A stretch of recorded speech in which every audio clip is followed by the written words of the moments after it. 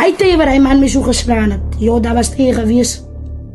Dan trap hy man met sy boetste op my kop. Dan slaat hy man van my. Pimpel en pers. Dan sit hy my ma. Sit hy uit. As sluit hy die deur van binne af.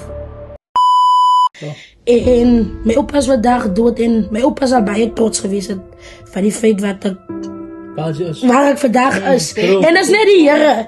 As ek so kyk dan sien ek moes deur die pyn gaan. Om miskien vir iemand naar buiten te sê, as nooit te laat nie. Staan op en word verlig uit jou omstandighede wat jy deur gegaan het. Jy hoef nie te bly waar jy deur gekom het. Soms sê dan, bly lê ons maar, want die pyn is te erg. My pyn is baie seer. Maar as ek op TikTok kom of ek maak video's, dan sien almal my net, au zie. Maar hulle weet nie waar deur het zie gegaan nie. So ek wil vir iemand naar buiten sê, moenie laat jou dinge wat jy deur gegaan of jou agterhou in die lewe nie.